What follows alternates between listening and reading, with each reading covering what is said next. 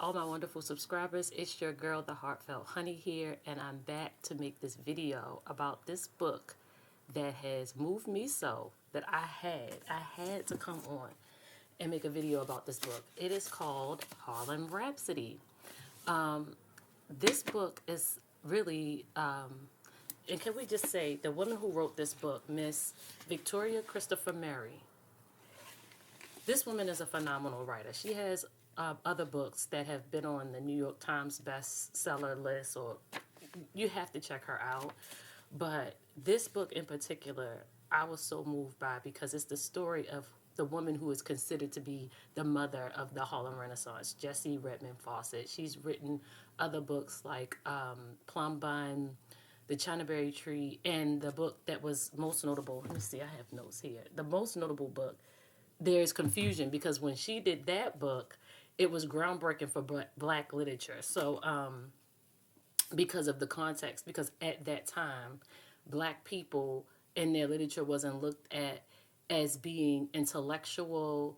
Black people in literature, we hadn't had a lot of novels published by us, about us at that time. So now we live in 2025, and there's been so many books published about black people by black people, so many movies made about black people by black people. But during that time, in the early 1900s, antebellum, right after slavery, because slavery ended in 1865, right after slavery, there weren't a lot of literary books you can just pick up and read about black people that were made and written by black people.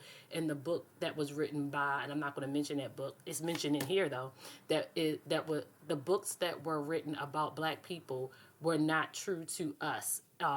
They were written from a different lens by other people besides us. So we live in a really, really fortunate time. Some people may disagree, but we've come quite a long way. But anyway, this book, Chef's Kiss, the story, I like the way Miss Soror, Victoria Christopher Murray, did this book. She's a member of Delta Sigma Theta sorority, so there's a lot, and Jessie Redmond Fawcett was an honorary member of Delta Sigma Theta sorority incorporated. So that also is another like anchoring piece that connected me to this book, is the story about how Delta Sigma Theta, financed her ability to be able to travel with W.E.B. Du Bois, or Du Bois, however you choose to pronounce that. But she traveled with W.B. Du Bois to Paris when they did the first Negro caucus, international Negro caucus. And so people in Paris and from different parts of the world would came to this big convention, and she had to finance her way, and Delta Sigma Theta financed her way, and then eventually she did become an honorary member. So that's a big piece of the story that I connected to, because I was just like, oh, Delta's been getting busy for a long time, and that's a whole nother video. Some of the things that we're doing right now in the midst of all this going on in this country. Today is March the 22nd, 2025. What Delta Sigma Theta is doing currently in this climate to help with some of the things that are going on. We know that the Department of Education has been dismantled, and how many people that's affected. So there's a lot going on. But back to the book. One thing I liked about the book is the way she opened up the book, talking about Jessie's relationship with W.E.B. Du Bois. He was like 15 years older than her, and she had lost her dad. Jessie's dad, was a very educated man. He was huge on education, and so he developed in her a thirst for knowledge, for studying French, and also just studying about her people, and just studying in general, a love for literacy and education. And when her father passed away, he had given her the Souls of Black Folks to read. And she hadn't had a chance to finish it and discuss it, because her and her father would read books. He would suggest books for her to read. She would read them, and they would have these really, really robust discussions about the books. And so The Souls of Black Folks was the last book that he had given to her, and then he passed away. And so she couldn't discuss it with him. But she did write a letter to W.E.B. Du Bois that eventually he read, and it started correspondence between the two of them. So she was very intelligent. I mean, that's an understatement really for Jessie Redmond Fawcett. And because of that, he saw her intelligence. She was the first Phi Beta Kappa key. Well, she was actually the second, but at that time, the other person who had received it first didn't know. Well, they knew, but it wasn't common knowledge the way common knowledge things are today. It wasn't like Google and stuff. So for the longest time, Jessie Redmond Fawcett thought that she was the first woman to receive the Phi Beta Kappa key, but she was not. She was the second black woman to receive it, and so all of that to say she was very intelligent. And W.E.B. Du Bois was, he loved discussing things with her, right? So as she got older, graduated from school, she had spent time in France and things like that. He created a role for her. The book opens up with him creating a role for her at the Crisis magazine. And she was the editor. She was not the full editor. Of course, he was the full editor, but she was the literary editor for the magazine. And during her time there, she discovered some of the people that we now look at as the faces of the Harlem Renaissance. So she discovered Langston Hughes. She discovered Countee Cullen.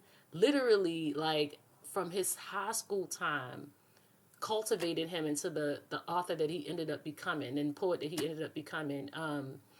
Zora Neale Hurston, so many, countless. Nella Larson with Quicksand. And she'll never see this, but my professor, Dr. Selassie at Bowie State University, did an independent study with me. I was in the African American literature minor. That was my minor, African American literature. My major was English. And when I tell you, she had me reading everything. And I already had a thirst for it because my high school teacher, Miss Ritchie, I read all of James Baldwin's catalog. By the time I graduated from high school, I read all of Nikki Giovanni's stuff, if not all, a good portion of her stuff. By the time I graduated from high school, my favorite writer, Miss Ritchie put me on to, which was J. California Cooper, and I'm still sick that she passed away. I don't even like to talk about it. I get emotional, but J. California Cooper was one of my favorite novelists. But all of that to say, Jessie Redmond Fawcett birthed so many of these household names, these people that we have hanging up, pictures of them hanging on the wall. She birthed so many of those writers, and during her time as the literary editor for The Crisis.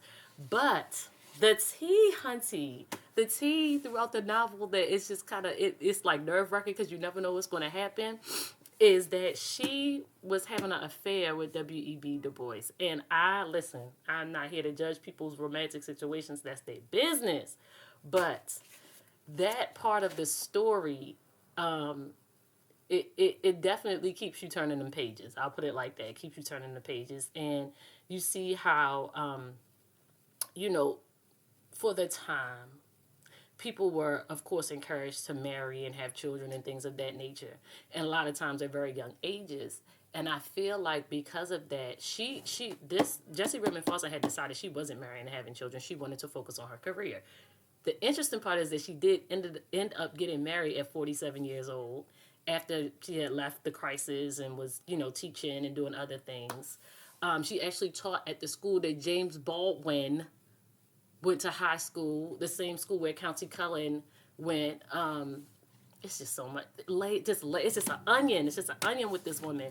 But all of that to say, I'm getting excited, so forgive me, because this book was so great. All of that to say, she birthed some of the people that we consider to be literary giants and the pillars of what started, like, Black African-American literature in this country. Okay, let's talk about Victoria Christopher Murray's writing. Her writing is impeccable. There were points at this book, and I love this, where I would have to stop and look up the word that she used. And it wasn't like a lot. It wasn't like so prevalent. But there were times when that would happen, and I would just be like, yes! Like, it's nothing like reading something and learning along the way. That is like, I'm a sapiosexual. I love to learn. So that was just, it was doing things for me. Then also, I'm going to read you just a few passages because I don't want my video to get flagged or anything like that. But a few passages where I was just like, this writing. So she wrote, this is a quote that she was W.B. Du Bois was saying to her. But this is, of course, Victoria Christopher Murray's writing. She says, "Art must serve to change more. My art must serve to change more than minds. Art must change hearts." And I was just like, yeah, yeah, like, yes. Also, reading about like her love for New York and what living in New York did for her, and being around all of that art at one time, not just literature but music and photography, and so many black artists that were coming up during the time. The freedom, right? To that black people were starting to be able to have within the confines of that space in Harlem to explore their art outside of their like day-to-day work and the positions that they were working. She says Harlem is the colored capital of the world, and I'm sure we've all heard about that, how paramount it was at that time, how many black people were moving to Harlem so that they can pursue their dreams and their goals. Um, yes. What else about the book that was so moving to me? I love how the music would be playing at different parts of the book, how they would come out of their homes and different songs from the people who were making music at the time would be playing from somebody's record player as they're walking down the street. The part about church and the church and the preacher's contribution to the movement, and the part about hanging, the hanging of black people. I'm dealing with a lot of hanging stuff, but that's neither here nor there. The hanging of black people, and how at this time, you know, uh, they were saying that they would hang a flag every time a black person was hung in America, and it would say a Negro was lynched today for everybody to see. To kind of make a statement of like how atrocious it was, for black people to be hung without a jury trial. It basically saying that people of color at that time, Lord have mercy, at that time didn't have a right to due process and trial for whatever crime that they supposedly committed, right? They would just be hung without a jury of their peers to decide whether or not they were guilty, just hung. And so the preachers and the churches and their involvement in that is really moving for me. I love reading that section about that and hearing what the pastor has said. I also enjoyed laughing at her undoing herself from W.E.B. Du Bois. It's like, it's so funny because they did so much together. They accomplished so much together in their work together. But at the same time, it was a really toxic relationship because it was almost as if she was finishing up a lot of her undue stuff with her dad through him, but also they were having an affair and she was in love with him. She traveled with him. Anything that he needed, she was available for it. She pretty much ran the magazine as he was traveling out of the country for weeks and months at a time to be the pillar that we know him to be. So he could be away. She took care of all of the management of the magazine and all of it. It's amazing. She even went to the publisher and negotiated a lesser rate for the publishing of the magazine as a woman. And the story of how she did it the entire time, the guy was trying to disregard her because she was a woman. But the way she got him to pay attention, you have to read it for yourself. There are so many nuggets in this book. So much that this woman did. So much, especially during her time when doing those things were not popular or prevalent. It's just amazing to read. But her, it was hilarious to me to watch her unravel herself from him throughout the book, and I was cheering for her throughout the whole book. When she finally was able to let the relationship part of their relationship go, the romantic part of their relationship go, I was so proud of her. I mean, I was cheering for her because she she didn't need him at a certain point to do the things that she wanted to do. And that's a hard thing for a woman at that time, because I'm always thinking in my head throughout the book, this is for women of her time, what it was like to feel like I can go out and chart a course of my own, and all the resistance that would be up against that. I mean, working under him provided so much security for her because his name was associated with everything. But for her then to be able to do these things on her own and of her own accord, it didn't all go the way maybe I'm sure she would have wanted it to. But at the end of the day, she did so much. And I'm so proud of her as a black woman.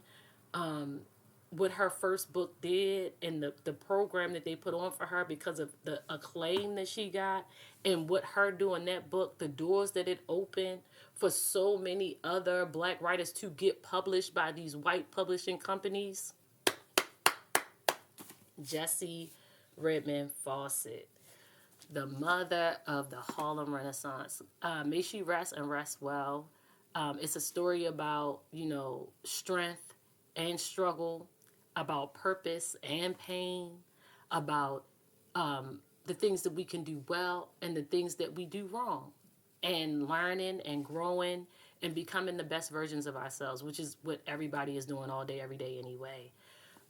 Cheers to Jessie Redmond Fawcett. We thank God for the work that she did in her lifetime. We're still benefiting from it in ways that we don't talk about because so much of it is not discussed. We don't know how we got to be where we are as black people in this country today, but it was a hard fight fought that we didn't have to fight, that our ancestors fought for us. And so if you get a chance, pick up this book and read it. It is I read it in 3 days. I could have read it in one, but I had other responsibilities and things to do. I read it in 3 days. It was so great. And cheers to Soror Victoria Christopher Murray for her incredible, impeccable writing. And I know I'm going to be doing more reviews of her books in the days to come. So in this video, I guess I should talk a little bit about what I plan to do with this channel. I haven't been on here in years now. I think the last video I did was for Halloween, this past Halloween, and before that, I think I hadn't done a video in maybe years.